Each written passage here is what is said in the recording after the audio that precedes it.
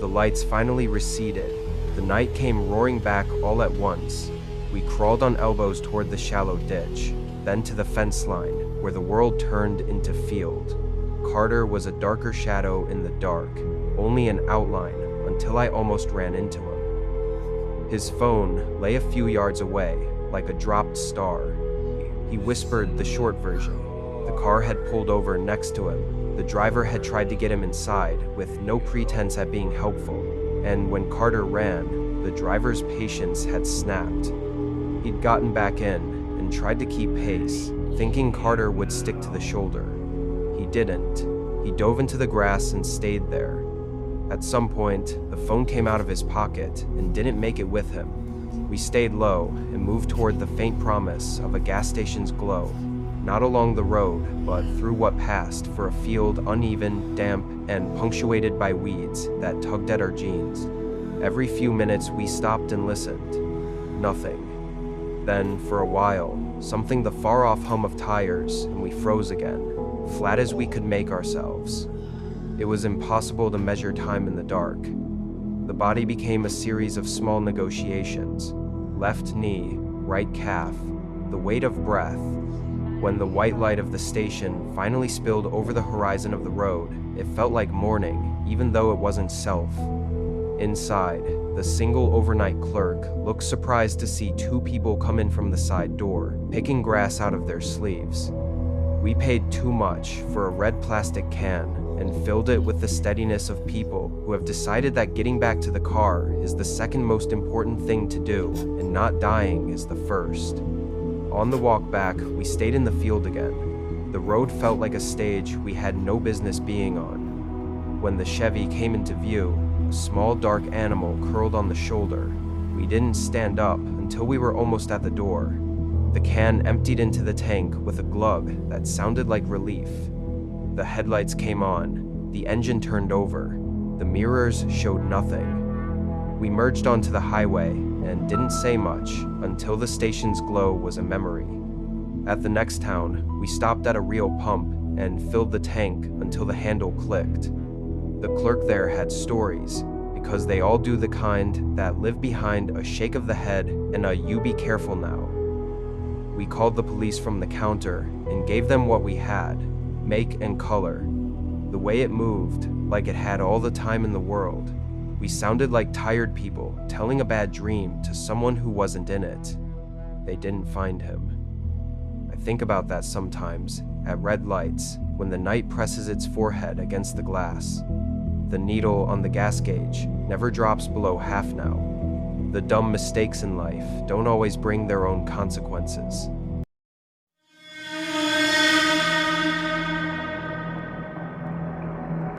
I almost never remember motel faces, but I remember his. I was between jobs that fall and decided to save money by driving instead of flying to my dad's 50th. It meant 3 days of highway, rest stops, gas stations, and all the little in-betweens the mind forgets. The first night I pulled into a place that advertised color TV in a font that looked older than me. I slept fine. It was the morning that felt wrong. I opened the door with my bag on my shoulder and nearly ran into a man standing in the threshold, mid-40s, maybe older, heavy eyes like he hadn't slept in a long time, a mouth that didn't know where it should rest, somewhere between a frown and nothing at all. "Excuse me," I said. Friendly, because that's the safest mask. I sidestepped. He didn't move at first. Then he did, but only enough for me to squeeze by. As I ferried the rest of my stuff to the car, he stayed outside my door, tilted a fraction toward me, watching the way some people stare, not at you, but through the space you occupy. I put the last bag into the trunk and made sure he saw me lock the door. He still stood there when I drove away.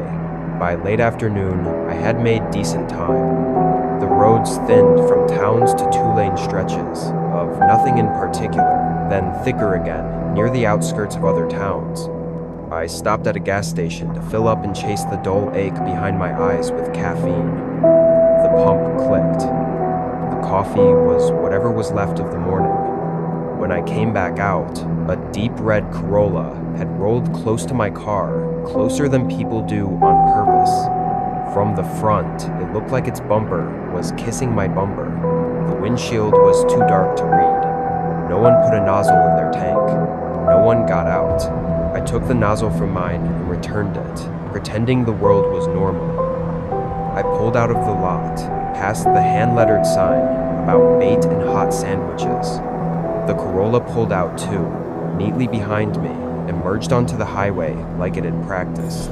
I told myself it was nothing, and for an hour there was nothing I could prove. The light fell and the road turned into a street of headlights.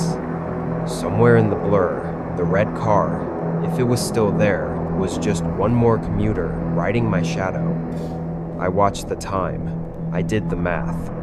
If I could make it another 2 hours, I'd get to a real city with real hotels where the night felt like it belonged to people again. Another gas station appeared on the horizon like a mirage of convenience, then up close like a mistake store, dark open pumps only.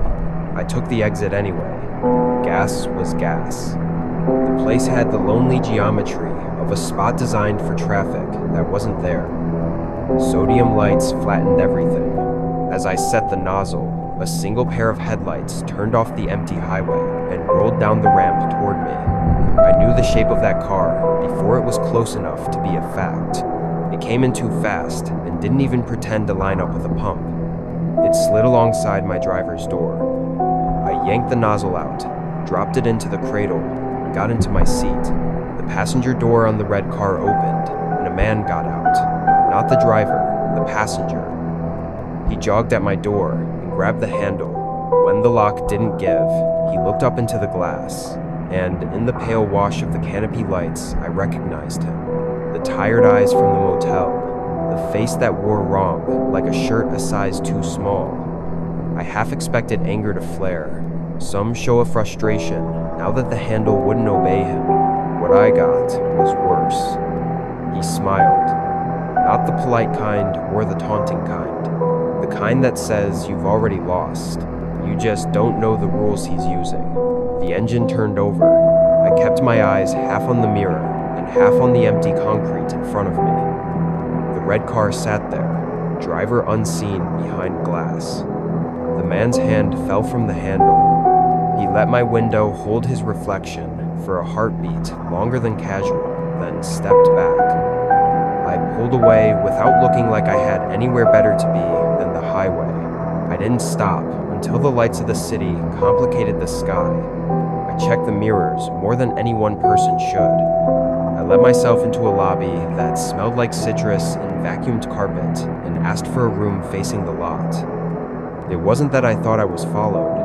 It was that it didn't matter what I thought. I slept with the TV on low and the chain on the door. Morning made the night seem like something I'd exaggerated. That's why daylight exists, to explain away what doesn't want to be explained. The miles fell away again.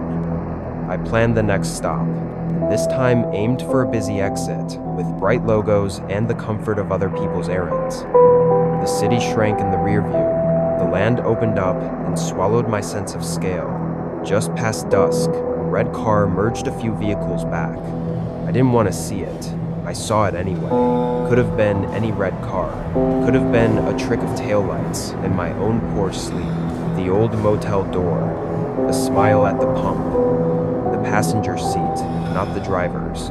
I gripped the wheel until my knuckles had their own opinion and told myself that the odds of it being the same car, the same people, were small. An hour later, the highway emptied like a party. Everyone suddenly realized they were late leaving. I didn't see the red car again. I rounded curves of road that were just road and counted the occasional signs like they could count me back. The next big city was still 2 hours away. My head nodded once, twice, and I decided to stop for coffee, not because I believed it would save me, but because the ritual of it might. The next exit promised a station. It delivered a closed store and the nothing around it. That was when I remembered there was no rule that the bad parts only happened once. The station's lights threw a square of safety that didn't feel like enough. I put gas in the tank because that was what I had come for. and midway through, I saw headlights descend the ramp. The car took the curve and pointed at me like a finger. It was red. It was the same. This time, I didn't need the passenger to show his face to know. I replaced the nozzle. The red car slid to a stop, tight to my driver's side again, closer than before. The passenger door opened. The Grin was in place before he had fully straightened. He didn't run. He didn't have to. He reached for the handle almost gently, like opening a gift he already knew the contents of. The lock held because I had planned for it to. The engine started because I made sure the key was in my hand. I backed out hard enough to make the tires complain and put the nose toward the ramp. In the mirror, the passenger was still smiling. The driver never showed himself.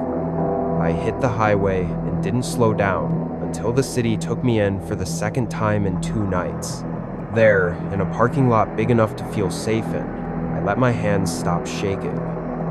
Then I did the sane thing. I reported it. I sat under a fluorescent hum and told a man in a blue shirt what the man in the passenger seat looked like and what kind of car it was and how I hadn't gotten a plate number because fear doesn't sort the world into useful details. He wrote and nodded and said they'd put out a notice. They didn't find them. Maybe they weren't looking. Maybe they looked and the red car didn't belong to the day any more than it belonged to the night. I checked in and went up on an elevator that talked to itself. I slept with my keys on the nightstand and the heavy curtain drawn. The next day should have been the end of it. That's how stories like to be told, beginning, middle, end. I drove through towns whose names I didn't pronounce out loud. I ate something from a window and drank something from a bottle and kept the gas gauge honest. The horizon stole the sun in a slow trick. It was almost full dark when a red car merged a few lanes over. I told myself the world is big and cars are many, and no one follows anyone for more than 10 hours for nothing. The red car drifted behind a semi and stayed there. I didn't stare. I watched the road, the white zipper lines drawing me forward. The red car changed lanes when I did. I signaled right, then left, then stayed. It stayed. When I finally took an exit, not because I needed to, but because I needed to see what stayed with me, the red car took it too. The ramp stretched, and there was an empty overpass and a silent office park with a dead fountain. I didn't slow. The red car didn't either. At the next on-ramp, I swept back onto the interstate, as if I had made a mistake, as if I was embarrassed by my own detour. The red car continued onto a frontage road and disappeared behind the long body of a warehouse. Maybe that was the goodbye they wanted to give me, that they could leave whenever they chose. I made the rest of the drive in one push. The way people do when bed is a promise they want to call in. I parked in my parents' driveway and sat there with the engine off, listening to the tick of the cooling block like a small-time bomb counting down to nothing. Inside, there were voices and cake, and the past printed on photo paper. I told no one. What would I say? That a man had smiled at me like I was part of a joke I hadn't been told? Weeks later, when the roads in my head had finally gone quiet, a thought knocked. He got out of the passenger seat both times. Someone else was driving. Someone else sat behind glass and learned what my car looked like at night and how I merged and whether I checked my mirrors with the frequency of a careful person or the arrogance of a tired one. The smile wasn't a performance for me. It was a conversation with whoever held the wheel. That was when the fear changed shape. It was no longer about being alone with a stranger. It was about being the only one who didn't know who the other person was. One man can mean trouble. 2 can mean a plan. And a plan can mean the first time wasn't meant to be the last. I keep the doors locked now, even when I'm sitting in the car with the map. I was across the country for winter break, with more highway ahead of me than I had patience for, and less money than would make it comfortable. That meant no motels. I packed 2 blankets, and told myself that sleeping a few hours at a rest area was no different than napping at home on the couch, except for the part where the dark was bigger. It was a little past 1 a.m. when the road started to fold and unfold in front of my eyes, the way it does when the body is finished for the day, but the day won't end. The blue sign promised a rest area in 2 miles, and I took it like a promise. It was one of the small pull-offs tucked next to the interstate, a short lot, a low building with bathrooms, and a couple of vending machines humming like insects. One other car sat at the far end, and I parked at the opposite side on purpose, as if distance could be respect. I stretched, used the restroom, and came back out with the tired relief of someone who has negotiated with their own limits and lost in a way that feels like winning. A man stood outside my window. He wasn't pretending to fix anything or look at anything. He was just there, peering into the glass like the car was an aquarium and I was supposed to be swimming in it. Can I help you? I asked, and my voice made him jump. Thought you might be in there, he said, chuckling in a way that didn't match his face. Just wanted to ask if you had cash for the vending machine. My car might as well have been made of clear plastic. Anyone could see whether I was in it or not. He didn't need to be that close. Sorry, no cash, I said. I edged around him and got in. He stepped back a couple of feet, raised a hand in apology, then walked down to the other car and got in. I should have left. That's the sentence I would write onto the night if I could, but tired people are optimists at the wrong times. I moved the junk out of my front seat, slid the seat back, and closed my eyes. The world turned into slow breath and the soft tick of cooling metal. Light moved where light shouldn't. I opened my eyes and sat up. The man had moved his car right up behind mine, close enough that I couldn't see his bumper because my rear window framed nothing but glare. I watched in the mirror for a full minute, waiting for a reason that made sense. It didn't arrive. I put the seat upright, started the engine, and left. The highway felt safer than the little square of lit pavement I trusted. There weren't many places to stop for a long stretch, so the decision cost me time I didn't have, and I paid in drowsiness. The eyelids thing, the 1-2 of closing and snapping open that feels like surfacing from a too-deep pool. I promised myself the next possible spot would be enough, even if it was worse. The next rest area looked like a memory of one. Barricade tape hung limp over a dark doorway. The walls had been signed by kids with paint and no patience. The lot was empty. It was quiet in the way abandoned places make their own weather. I parked where the lights still worked, such as they did, and sleep took me like a hand over my eyes. The crash woke me, and the world was both all sound and no sound. The shudder of impact, and then the ringing of the nerves after. Headlights sat behind me like 2 new moons. On my right, a shadow resolved into a man with a metal bat. He swung again, and the back window didn't crack so much as explode into diamonds that my brain tried to make into patterns. My hands fumbled for the keys, while my mouth said the one useless thing it knew how to say. What the fuck? He stepped up to the passenger window, and I saw his face. It was the same man from the other rest stop. His smile didn't belong to the situation. He tapped the bat against the glass once, like he was at a door. He mouthed a word, and then didn't bother with mouthing it. He said it. Liar. I don't know what he thought I lied about. Maybe the vending machine change. Maybe about being alone. Maybe that I would stay.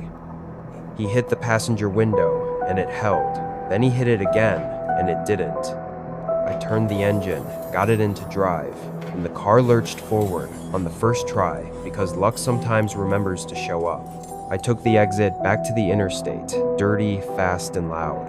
My phone shook in my hand while I told the dispatcher what had just happened in a voice that sounded like someone else's.